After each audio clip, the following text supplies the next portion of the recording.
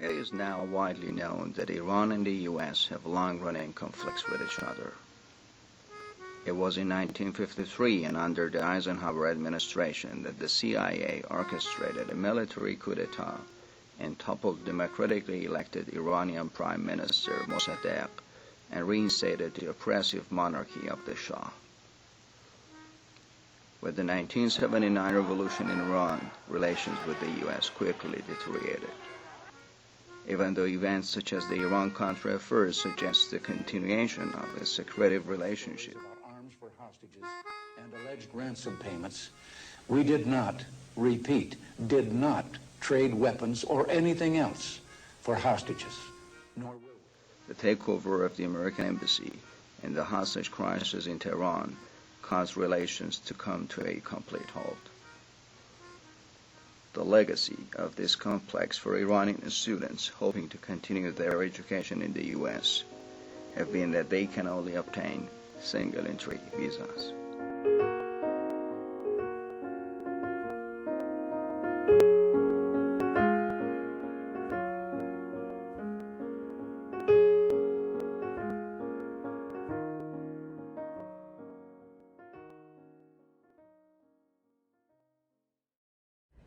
I am very pleased to announce a big step forward in the Obama administration's support of the Iranian people.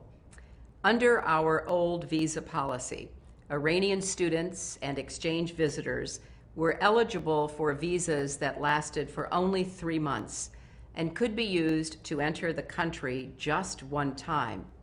As of today, that has changed. They are now eligible for 2-year multiple entry visas.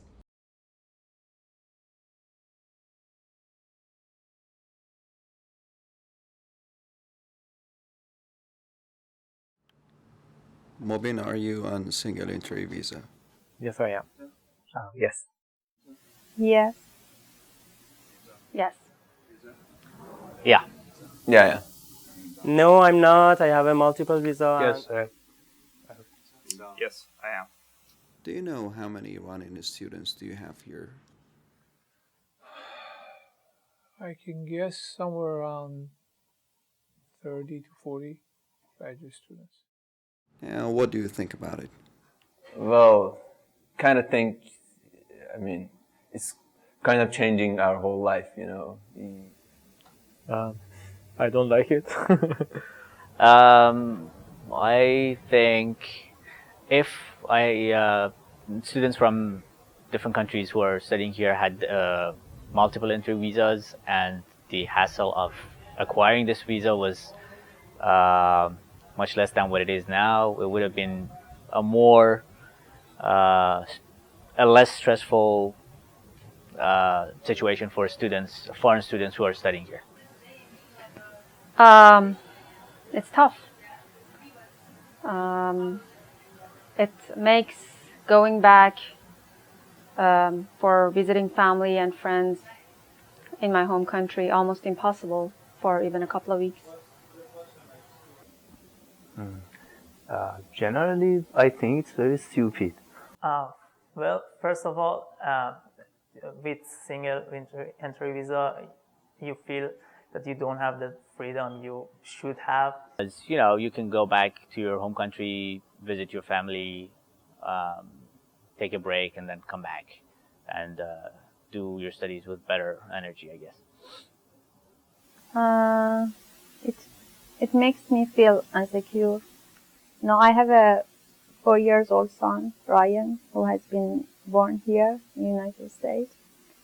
And now he goes to school, he talks to people, he starts to understand what's going on around. And he keeps asking me, where are my cousins? Who is my aunt? Do I have an aunt? Why we don't go to their home on holidays? Whatever I say, he still wants to see his cousins. He wants to play with them. He wants to talk at the school about them like other kids. I have some problem with the concept of family for him. How can I introduce a family? And now I really think that we are missing that here. And it's just because of our single entry visa. I can leave the country, but I am risking my whole education here because for coming back, I have to apply for the visa again. And we don't have an American embassy in our country, so I have to actually travel to another country to apply for the visa. And it's also a very lengthy process.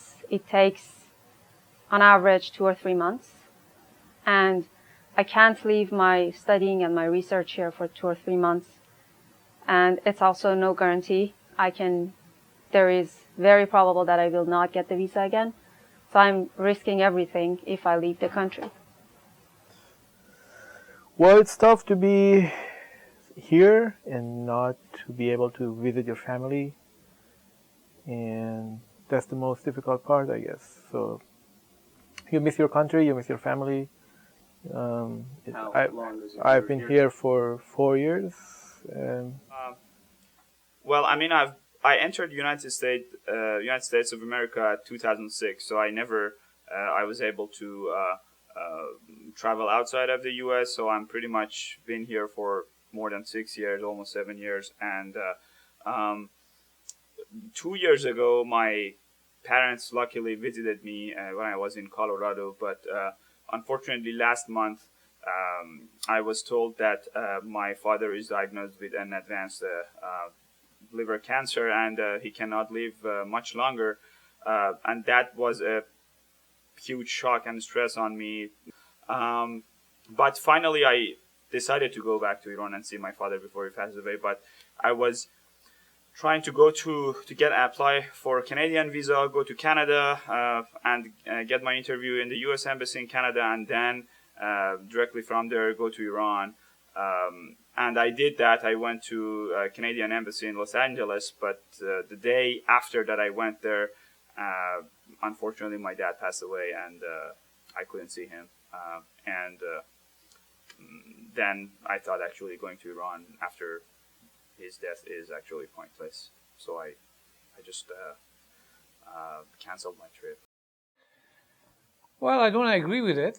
I think when we are admitting students into this university, we also wanted to have a ease of mind, and by not being able to return home in between to visit their family, that might create some additional stress that they may not need.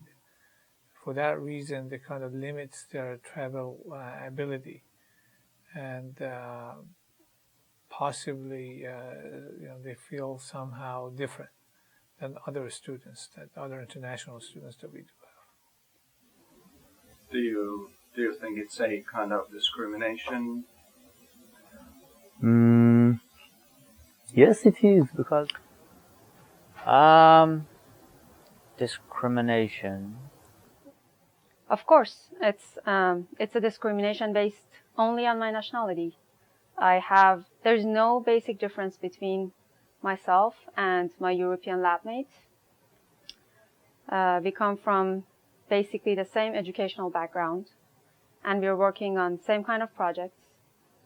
But she's European, and she visits her home country a couple of times every year, and I can't, and it's only because I'm from a nationality that is being discriminated against. Well, yeah. Well, I don't know what to call it. I guess I understand why it happens to us. I mean, it's political, so it's not that easy to answer that question. I wouldn't call it. It's definitely not a discrimination because of race or It's based on the nationality and the politics that are going on. So probably not. I know a little about the politics, and I know why they make a single entry, but I still think that is unfair to the students. It's unfair to us and to my son. All I can say is that we've been fortunate enough to have a very good number of international students. Many of them are Iranian origin, They usually come from top universities in their home country, and the performance have been, as far as I know, have been exemplary. And all I'm hearing from the professors that they're very happy that they elected to come to Temple, and hopefully we'll see more of them. Not only from Iran, but from our intention is to increase the number of international students, especially coming from very good universities, and they play a big role in advancing our research. So I think it's a good thing for us. Okay. Thank you for your time. Well, thank you.